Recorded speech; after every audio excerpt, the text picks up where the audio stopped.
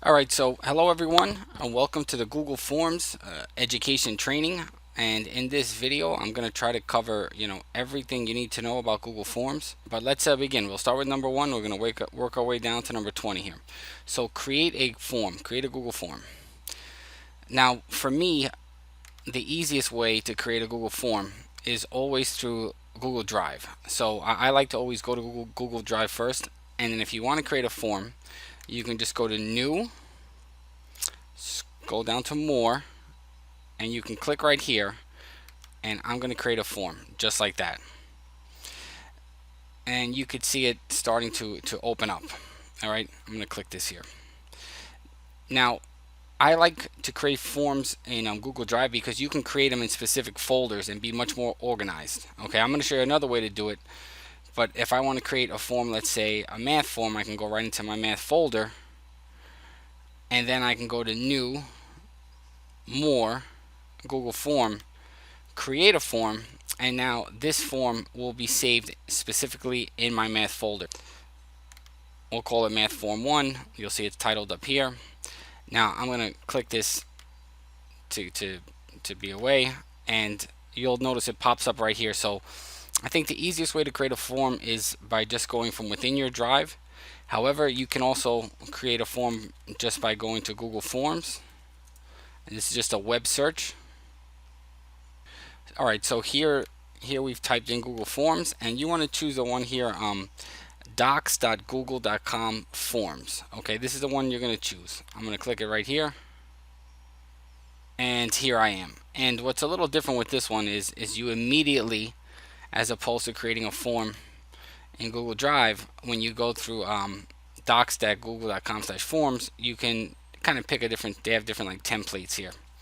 Okay, however, I still like to create it from Google Drive.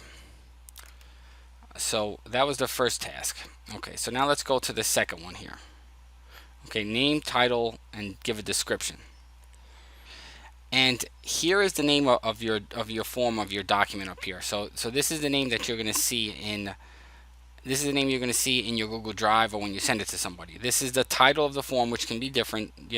These two can be different, and then a little description here. So let's just say back to school survey. Now if you want it to be the same, okay, I've just typed in back to school survey. If I just click here, it'll automatically change. Watch. Boom, to back to school survey. But this doesn't have to be the same one. You could just put survey. Okay, so this is the title, this is the name of your form, and then you could also add a description here. This is a... So that's our name, our title, and our description. Okay, so we've already done 1 and 2. Now let's go to colors, themes, and fonts. So colors, themes, and fonts are kind of under this little thing. It looks like a little, it's like a little painter's icon. So I'm going to click this open here and take a look here. So first off, you can change, it says theme options. They call it a header. It says you could choose image. A header to me is like the theme here. So I'm going to click choose image, and it's back to school. So I might as well stay on work in school here. And I don't know, let's go with the back to school one. Let's see here. Let's go with the colored pencil one. Okay, so click it and then press insert. However, you can filter different topics, like birthdays and things like that. So I'm going to press insert. So now we have a header here, and take a look, right? It's like a nice little back to school theme. And depending on what header you pick, they're going to offer you a color. Like they gave me this little pink type of thing, so maybe I'll change this to like a it looks like a little greenish, right? So header, this is the theme, and then you could do a background color too, which is a little bit different. Okay, I kind of like that dark one. And then lastly, you could do font style.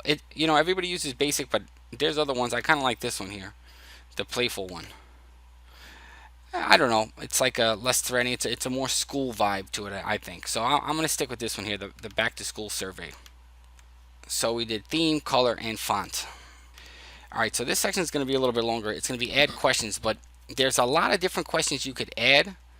But, there's different uses, different specific uses for different types of questions. Like, just as a teacher, for example, like a multiple choice question, is used to, assess in a different way than a paragraph essay would be. And I'm going to try to explain them, back and forth. All right, so here we are in our back to school survey.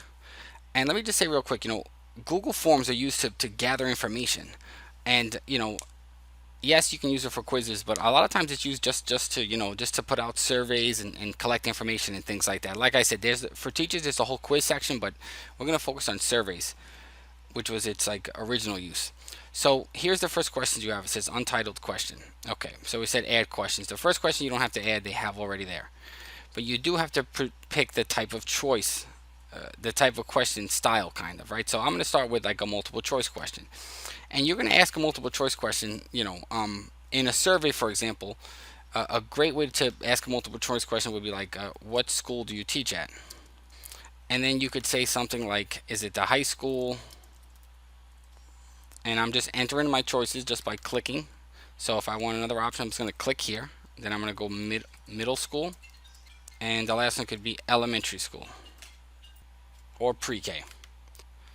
So I used the multiple choice question here because, this is a survey, and, let's say every teacher at the school is going to belong to one of these categories. So it's kind of already there for them to choose from. The high school teachers would go here, middle school, elementary, and pre-K. So that's one way, and I think a multiple choice question is good for that. Now, if you want to add a new question, whenever you want to add a new question, you just got to go nice and easy to this add question, and it's like a little plus sign. I'm going to click that, and boom, there goes your next question. So type it in again. And I'm going to choose my choice of question here. This is going to be checkboxes. Checkboxes is a little different because you can have more than one answer choice. You can select more than one answer choice, right? What so maybe teachers teach multiple subjects, whereas they only work in one school. So you could say math, science, social studies, and the list is endless. Okay, so maybe a teacher here teaches, math and science, or special ed and science. So, checkboxes means you can have more than one answer choice. All right, so let's add another question, and we'll take a look at another type you can have. So we did multiple choice, we did checkboxes. Let's say we'll do drop down. I like drop down kind of like a true or false, question, and you can only pick one choice, so it's very similar, almost the same thing as a multiple choice question. But here's one that I would ask: do supplies? And then from the drop down, you could pick option yes would be yes, no. Okay. And something really cool that they do here, if you look here, you see suggestions, the word maybe. Okay, sometimes as you do this, they'll give you like another suggestion here. So if, like I did yes, no, maybe, if I just click this maybe here, you see it just gets added automatically. Okay, now I'm going to show you what it looks like to fill these out, so that's a drop down. You want to add another question, right? Let's take a look at a short paragraph question. Okay, that's like a short answer. Short paragraph is short answer. So like here's a question, right? Do you have any existing? So it says list any pre-existing medical conditions. So this is a short answer here because you don't want to have a full paragraph. You don't want to know all the details. You just want to know what they are. Maybe it's asthma. So let's take a look at another type. Let's say it's not a short amount of text. Let's say somebody has to give an answer in detail and in length. Then you would go to paragraph. Okay, like a paragraph one would be, are there any reasons return in September, and if so? So here this is a paragraph type question, so you would expect, it's long answer text, so there's a lot of space to write a lot of words here, whereas with the short answer you don't want the person filling out the form to write a lot. Here you expect them to write a lot. Let's keep going down. Another type of question. So we've done these 5. File upload. Here's if you want them to upload a file, let's say. And so if you read this here, it says files will be uploaded to the form owner's Google Drive. So respondents they're going to have to sign in. They're required to sign in whenever they're going to upload, whenever they have this type of question. So make sure you only share this form with people you trust. Okay, so I'm going to click continue. And now this is a file upload question, and a file upload question could be something like this: if if in the summer certificates. So here you're expecting the person that whatever they attended a PD seminar or something like that. You're expecting them to attach a file, like the file of the certificate. Okay, so that would be a good example. And you can regulate, right? Maximum number of files. Well, let's say you're willing to take 5 different PD certificates, and what's the size? Is it 10, 100 gig? Yeah, I mean, you don't want to pick these numbers. Let's add another question here. Okay, we've done file upload. Let's do linear scale. So this is like a judgment. This is like a subjective question. Let's say, how safe in September, given the virus? And it's going to be a scale of 1 to 5. You could change that. Okay, but let's just leave it at 1 to 5. You can make it 1 to 10. Okay, you can make it 1 to 10. And you want to identify what 1 is, okay, because it's a scale, right? So 1 is not safe at all, and 10 could be very safe. Okay, and then they can rank, they can rate the 1 is not safe at all, 10 is very safe. So maybe they'll be like, I'm an 8. Okay, let's do another question here. So we've done linear scale. I'm going to leave these two off. Let's just go to date. So here was a question. What is a summer to? So maybe you want to ask a teacher, what's a good day for you to meet, and we can, a principal will send it out. What's a good day to meet when we could talk about scheduling? Well, it's a date question here. You just got to have date, and then they're going to pick in their date, and I'm going to show you what it looks like from the the respondent's end. Okay, but that's a date question. How about a time question here, right? So, right, we did date, right? Let's go down. What about time?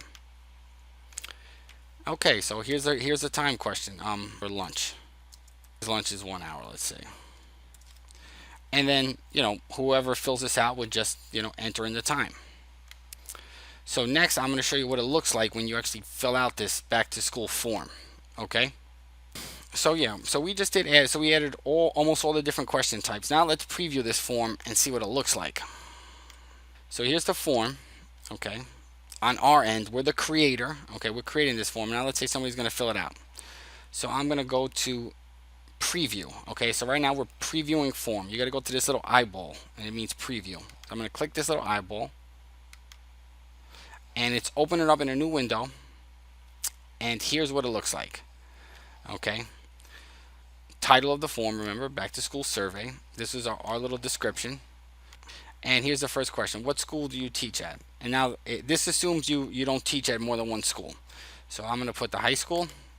What subjects do you teach? Math, science, special education, because I can choose more than one. So remember, this is the checkbox. Okay, this is the multiple choice question. Do I have enough supplies? I never have enough supplies. I'm going to go with no. Do you have any pre-existing medical? List any pre-existing medical conditions. You could put something like asthma. Are there any reasons why you cannot return in September? If so, please well. So maybe you can give a really long reason. Like I could say, oh, I've got, I got to watch my kids, and I'll just show you. I mean, you can go and go here and keep going and going and going. If you attended any PD in the summer, please attach certificates. So let's say I attended a PD. Let's see, I have a certificate somewhere here. I would go, okay, so I can upload from my computer. So I could select right now from my drive. That means, from my own computer. Or I could go to my Google Drive, and I can search, let's go PD cert, PD certificates. Okay, and that's a certificate of a training that I actually ran. Okay, let's see here. How safe do you feel returning into school in September given the virus? Blah blah blah. I'll put like a 9, and then some people will put a 1. So this is like a good little rating scale here, right? So this is linear scale, right? It's used to listen. There's other uses you could have for it, but this is what I'm using it for right now. Listen, all these questions you might have other uses for, but I'm just showing you some. What's a good day to meet in the summer. So I got to pick a date, right? I go here and you click it and it gives you the month, the day, everything, right? So let's go July 21st, 2020. What time do you prefer your lunch? And I'm going to put in a time. Let's go 11:30. Okay. So I filled this out. I didn't leave anything blank. And then, so this is a preview of the form. And then whoever's filling out this form, they would just click submit. Okay. So my response has been recorded. All right. So we've done these first 5 real quick, and that was like with a questionnaire. The next couple of ones here, I'm gonna use. So again, right, you could use Google Forms to gather information, surveys, and things like that. But you could also use Google Forms for like assignments and things. So the next couple ones here, I'm gonna create a math assignment using Google Forms. So we're gonna go to number 6, insert images and videos. All right.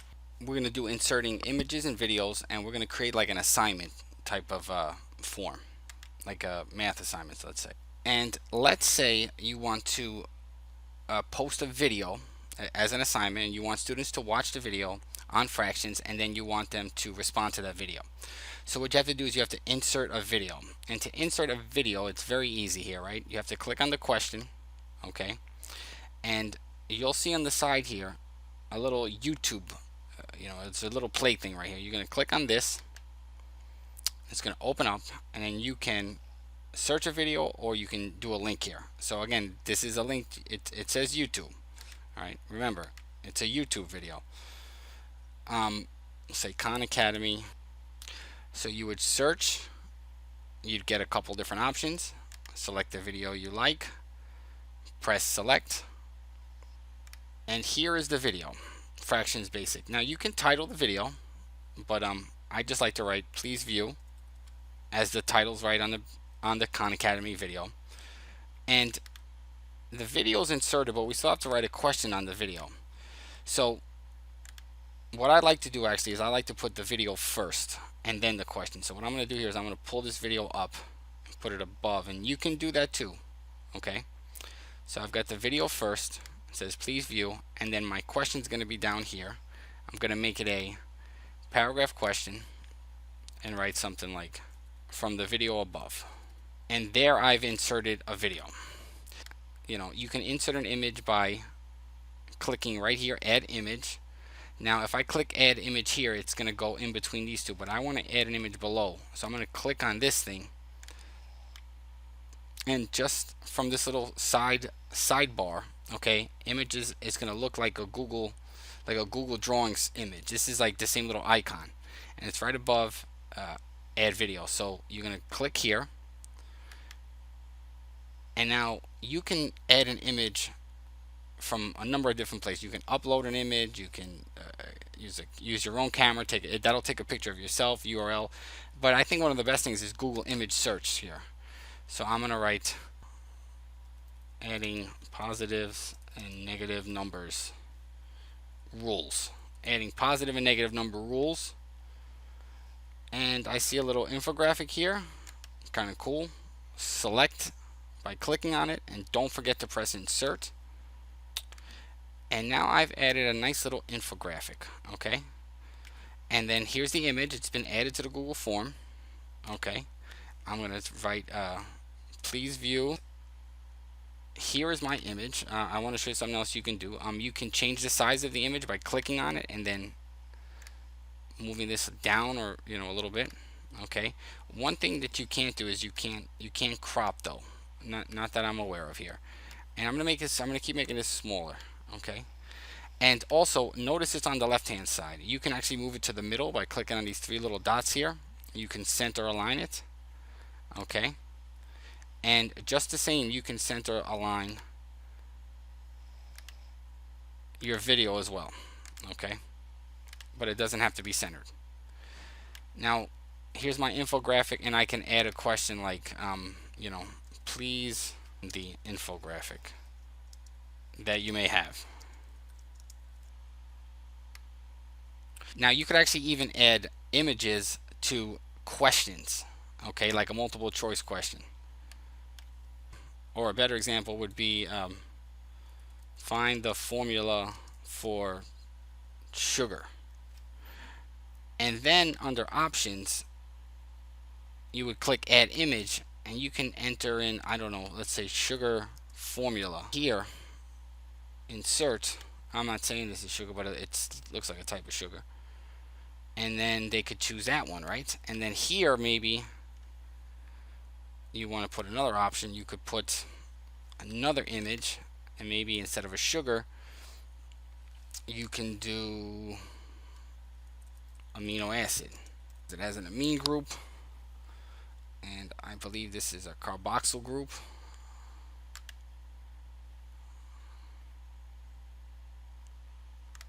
And so you can even add images into your answer choices. Okay, so we finished insert images and videos. Next is to require answers. Okay, require answers. All right, so let's take a look here. Here's a question that I have. Describe what you learned in the video above. Let's say, I don't want students to leave this blank, so I want to make sure that they do their work and actually write something.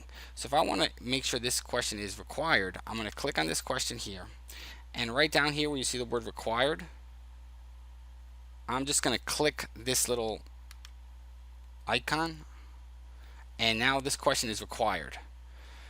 And you go down here, it says please view the infographic, please add any questions. Well, not everybody's going to have questions here, right? So I'm saying if you have questions about this infographic, write it down. So not everybody's going to have questions, so I'll leave this one, I'll leave this one blank, like not checked off, because it's not required. Okay, and it says find the formula for sugar here. Maybe I want this one, to be answered, so I'll make this required as well.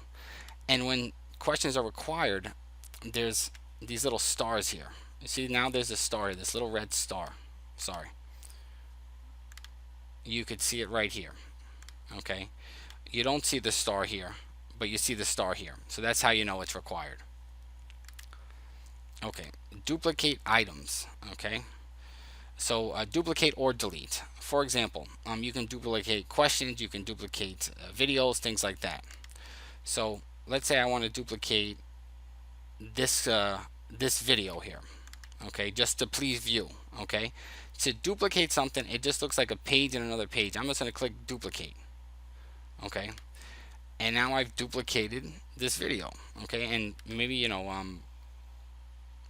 want to use it again for some reason or whatever. But whenever you duplicate something, you can just as easily delete it by hitting the trash bar, right? The trash can, the trash can, and that always means delete. So now I can just delete this. Okay, that was a video. I could also do it with a question here. Okay, find the formula of sugar. So let's say I want to delete this. Well, I can go right down here and delete, or I can make a duplicate. So let's duplicate. Okay, this is a good one here. Import questions. Okay, that means if you've done a previous Google form and you've had some of the questions there that you've used, and maybe you want to use it again, you can do that. So now and okay, let's say I want to add a new question, but I'm not going to press add new question. Again, I'm going to press this little, it looks like an arrow with a paper, so I'm like a form. I'm bringing it in from the form. So I'm going to put import questions. Okay, and then I'm going to pick it. Look, it's got all my forms that I've used previously, right? So let's just say we'll do a history one. I know we're doing that. Let's say a history question here. So okay, I have to select the question. Okay, there was only one question here, so I chose the short history quiz. Here's the question: who was the first president? Import question. And there it is. Who was the first president? Okay, the question was imported. I could import more questions. Different surveys. We could do the previous one I had just done. Right? Select. This is one we're just working with, right? Check out all these questions here, right? Do you feel safe returning to schools with the virus? The linear scale. Import question. There it is. Okay. Okay, next up is to add a section. All right, add a section. So this right here, okay, this says fractions assignment, right? Let's say this is one section. You want to add a whole new section and completely different. And sometimes sections are good just for breaking up the amount of work. And it's like a different page. It's like a short little break. When you get done with the first page, you get to the next page, right? It's kind of like a sign of accomplishment, I guess.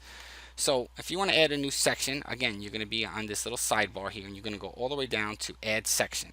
So it's these two little blocks. Click that. And now when you add a new section, okay, you're going to have to first title the section. So let's say this section is, we'll say, let's say language arts, okay? So this section will be a language arts section. And then you give a little description here. And then, so here's a new section, okay? And then you're just gonna add questions, and you could add videos, drawings. So I'm like, it's language arts. I'm gonna add a video. The elements of a poem. Select. And there you have it. Please view.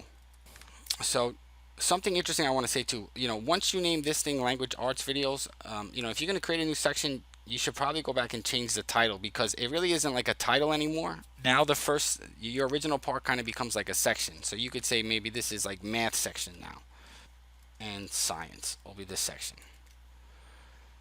Okay, so we've got our fractions, math, science, and maybe we want to create a third section, right? Let's say we want to create another section, a social studies section, right? Take a look here. I have this, who's the first president? I can create a new section. We'll call it social studies. All right, guys, so we're halfway through, and this next one's kind of important here. Go to sections and based on answer choices, I should say, right? So this means, depending on what a respondent selects, they may go to a different section. So I'm going to give you a good example here. Take a look at this. This is a math assignment here, and it says math assignment. So you look at some prerequisites. So you give the students some videos to watch here. Khan Academy, same thing, similar infographics, and then I'm given a fractions section, okay, and it's 2/3 plus 4/3.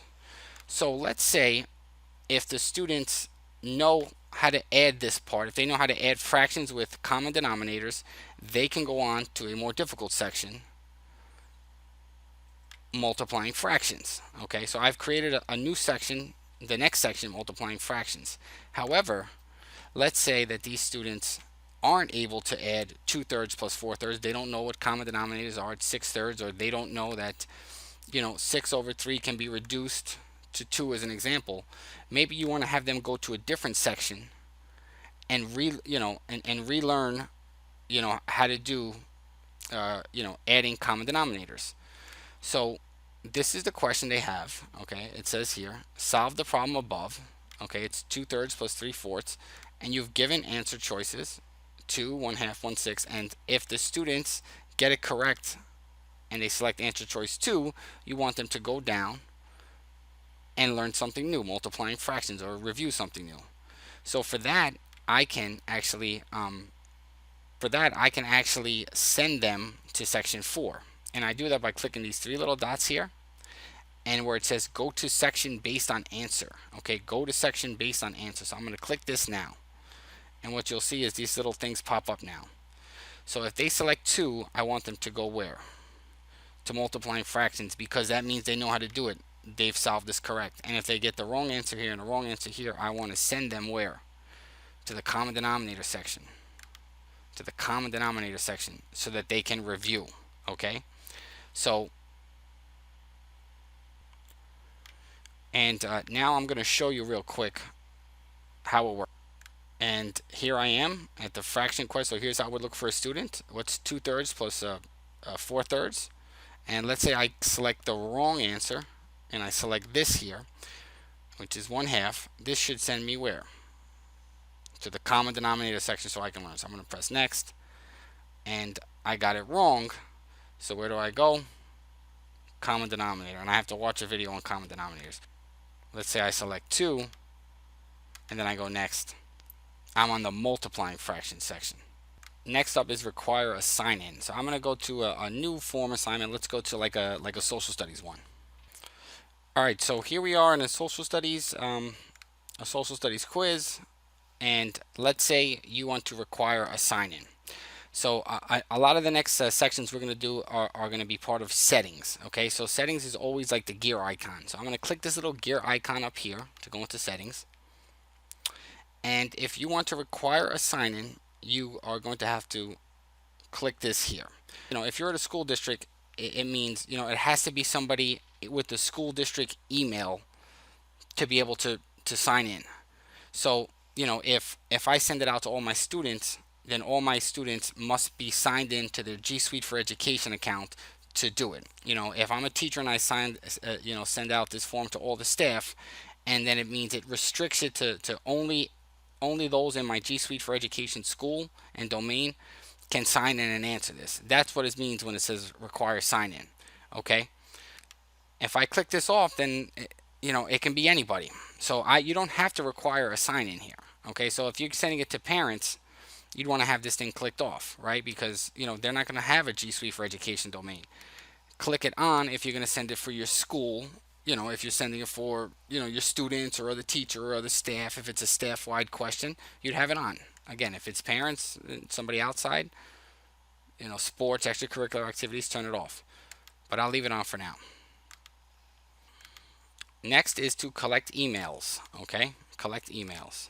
So we're back in the form, and if you want to collect emails, okay, again, that's in the general settings. Okay, so there's three different settings. There's three different tabs and settings. We're still in the general. Um, I would say most of the time just have this clicked off. I think it's easier that way. So if you collect emails, that means when you get your responses, their name, excuse me, their email will be linked to their response. And if you do collect emails, you also have the option of sending a response receipt. Um, Response receipts, if respondent requests it, then it's their option if they want to get that receipt sent to them.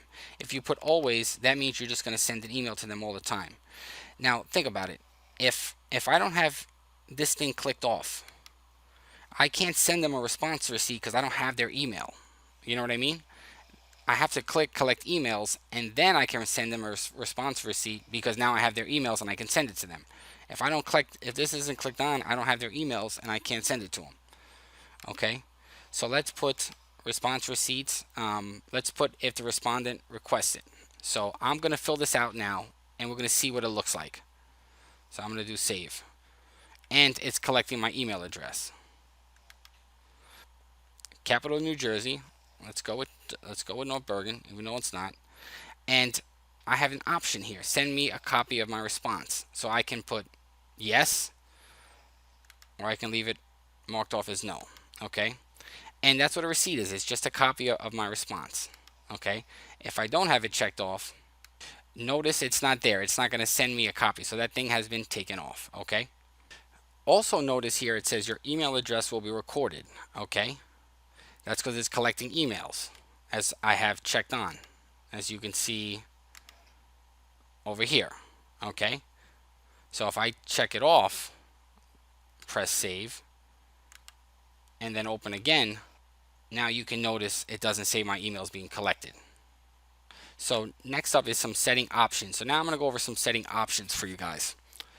And if you want to go to settings again, you're going to go here to this little settings icon. And here are just some options here. Do you want to limit them to one response? Okay. That means, they only have one try to send in their response to the Google form. If you limit it to one response, again, they have this, it's per Google account. Also, edit after submit, right? So maybe after they submit the Google form, they realize, oh damn, I want to go back, I want to change something. Then here you allow them to go back and change, something they put on a survey. See summary charts and text responses. Okay, I'm gonna click this just so you guys can see. Okay, I'm gonna press save on this. I'm gonna go over some more settings too. If you go to presentation here, show progress bar. Okay, that shows you how much you're completing, but again, that would be with sections and things. I'm just going to show you a short one here. Shuffle the question order, you can do that. And a confirmation message. That means when you're finished, you can write something nice like thank you for filling out this form. Now notice show link to submit another response. I'm not allowed to show a link to submit another response. Why do you think that is? I can't show a link to another response because I have it that you can only respond one time.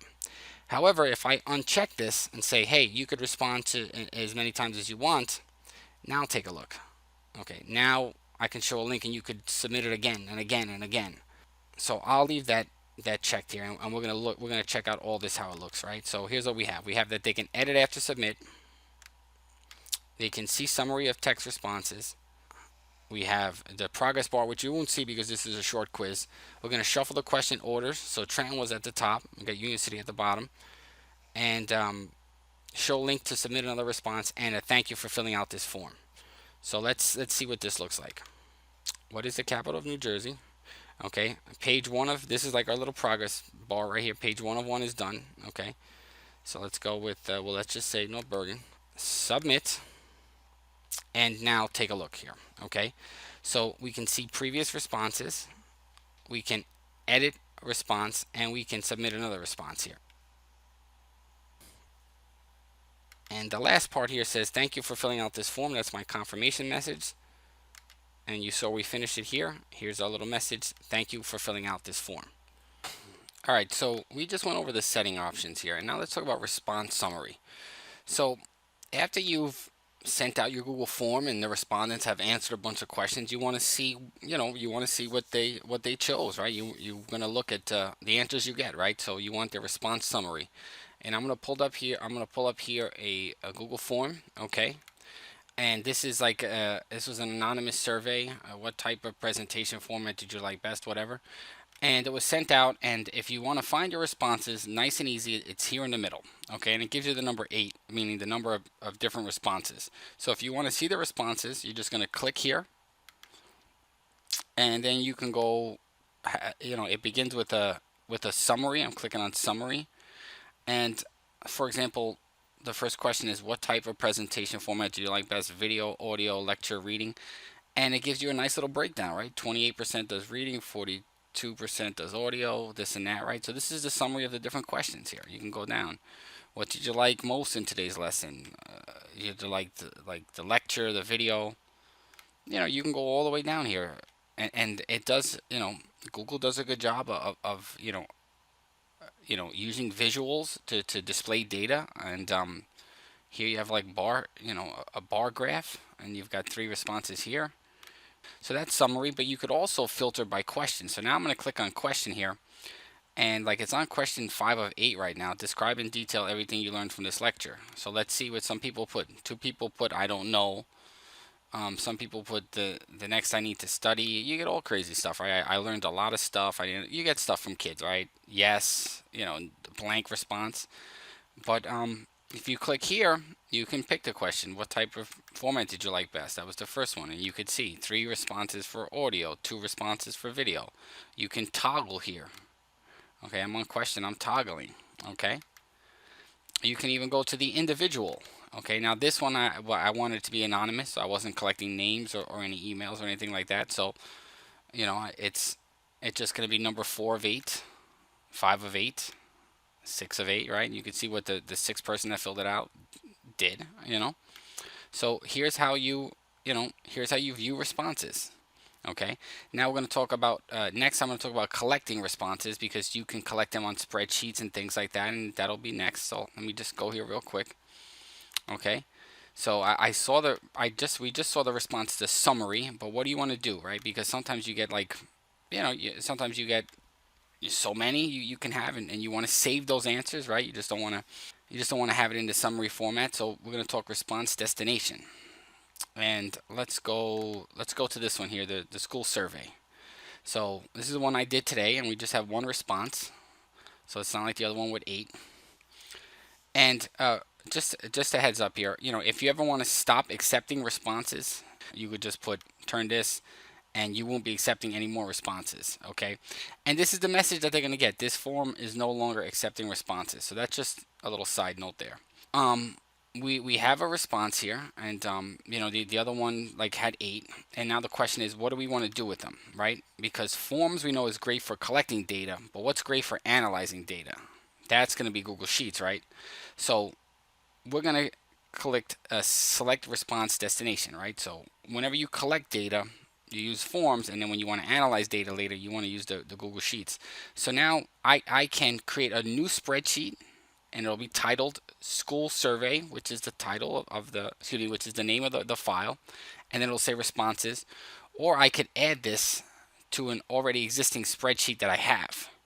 So with this one, let's just go create new spreadsheet. And I think it's easier sometimes to do a new spreadsheet, just so you don't get confused where it is.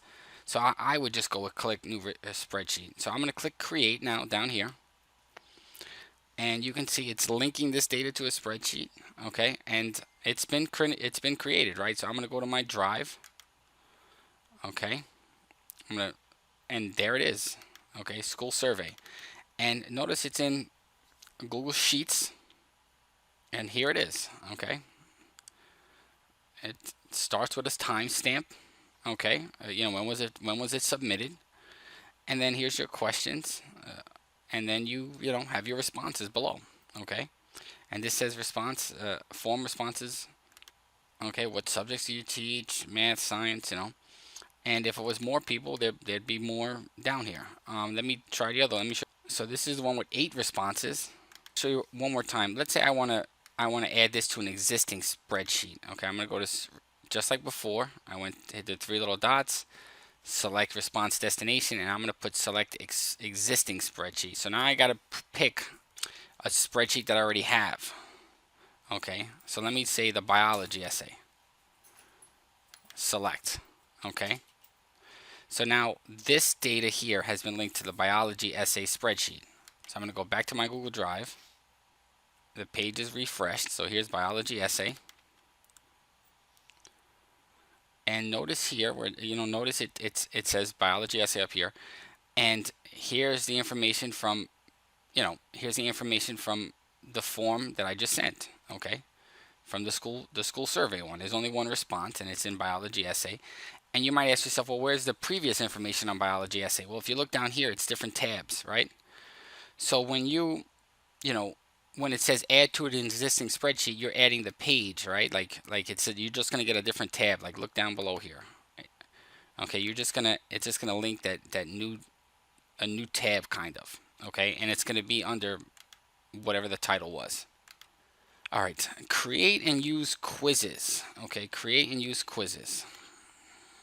Now, I just want to say here that there's a lot to this that I'm gonna do a whole. You see, how I say Google Forms everything. I'm gonna do Google Forms quizzes, and I'm gonna do everything. There'll be like 20 different tasks. But right now, I'm just gonna really teach you everything you need to know just to create a quiz and kind of use it. I'm just gonna try to do it pretty quick. Just a basic outline. So let's say. All right, so let's say I want to create a geography quiz here, and obviously there'll be much more. Here it just says geography quiz. What's the capital of New York? And to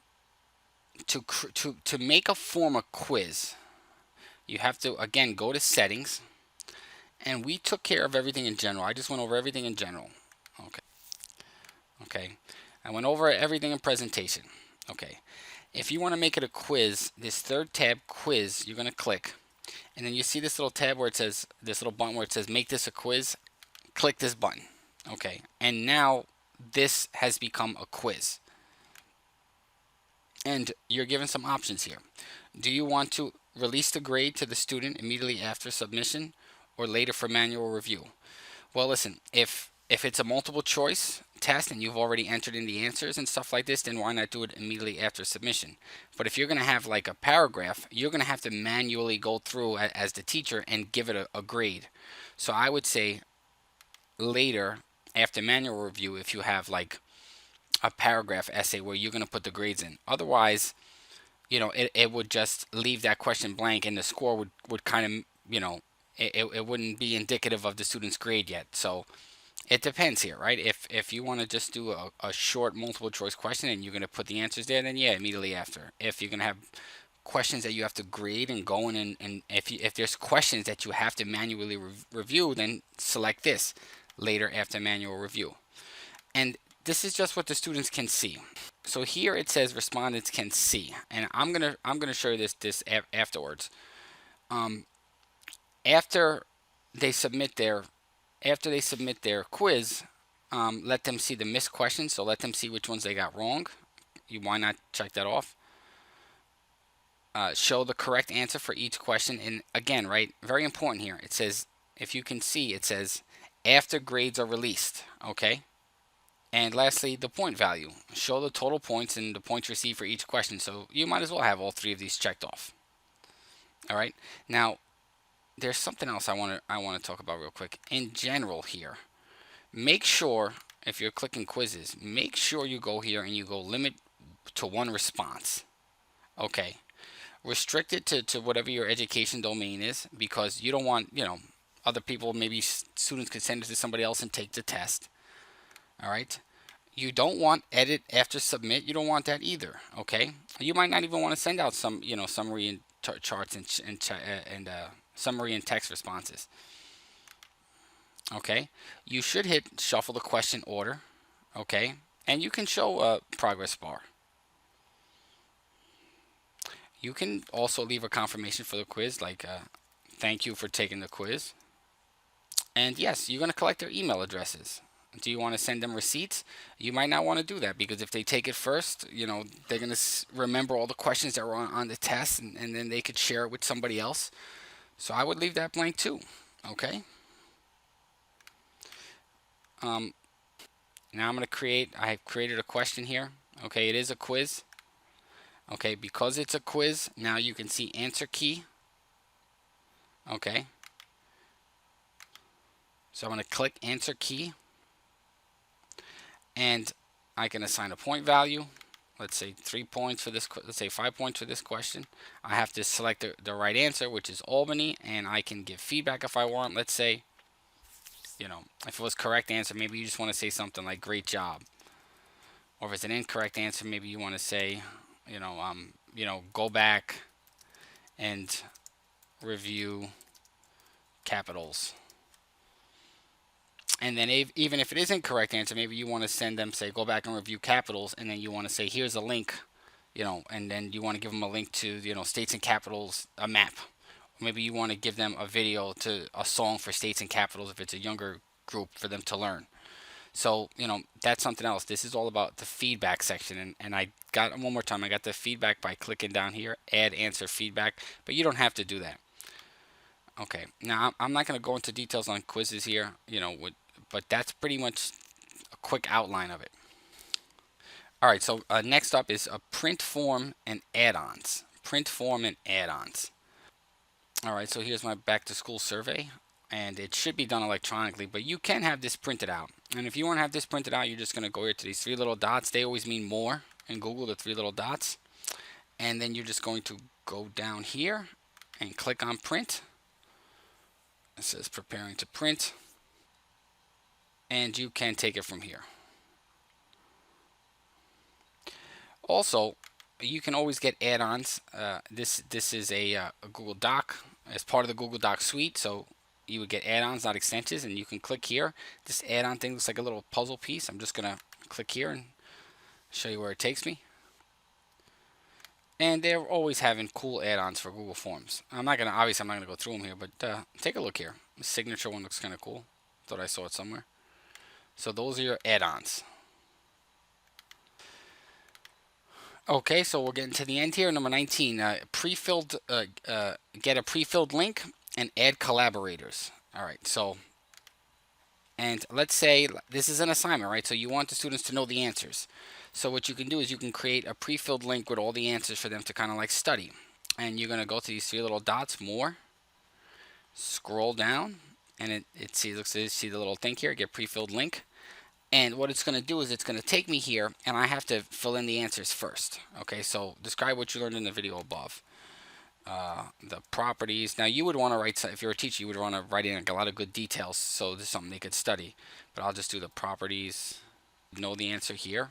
Fill in the answer for them. Who was the first president? George Washington. And then you would put get link. So you would fill out the assignment for them. You would put get link.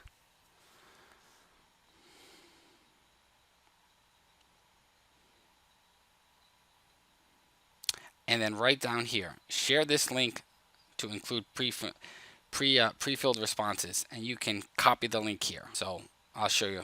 If I just press copy below, paste it in anywhere, and here you have it. It's filled out.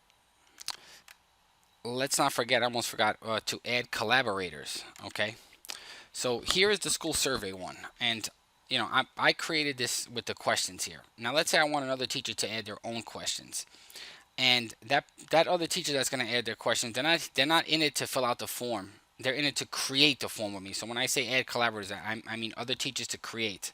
So I can go right up here to more again.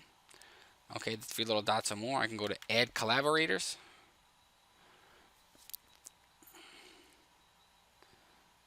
And I'm just going to add, for example, let's just say student 4. Obviously, it wouldn't be a student, but I'm just doing this for now. And I'm going to give that person editor permission because they're a collaborator with me. They're gonna help. Here they can view, they can delete, form responses. So I'm going to put send. And now that person has been added. Okay. And if I go back to add collaborators, you can see that person has already been added, and then you could add more collaborators. Okay, so a collaborator is not somebody that just gives an answer. They're a person that helps create the Google form. And lastly here, sending options, probably the most important one. Okay, so here's the school survey. I've created it and I want to send it out to somebody, let's say. All right, now listen, if it was a quiz, okay, if I was here doing a quiz, the best way to give out a quiz would be maybe through Google Classroom. Okay, this would be a quiz, and then you can integrate it and you can import grades from quizzes into Google Classroom. You don't have to do it that way, but that is a good way to do it. But for just a basic back to school survey, which you could send to anybody, I'm gonna to send this form. I'm gonna go up here to where it says send, and then there's a number of different sending options. Okay, so I can send it via email, and you can enter individual student names. Okay, now I recommend maybe creating a Google group if you're going to send it to a group. Okay, it's like maybe you have an email list. It's got the subject, the message here, and it says invite. Inform these are generic messages. You can also, besides sending it as an email, you can send it as a link. Okay, and you can always shorten this link. By the shorten it, check this out. And then it becomes much shorter. You can copy this link here, and maybe you want to paste it into a Google site, or you want to paste it into a Google document such as your class syllabus, and you can even embed this thing into like a Google site or something like that. Now it says I can't do it because it makes use of file upload questions, but if all I have to do is get rid of it. Now take a look here too, very interesting. You can even share this thing on Facebook, and you can share this thing on Twitter, so it has social media applications. All right, so that's sending your form. But the most popular way would be email.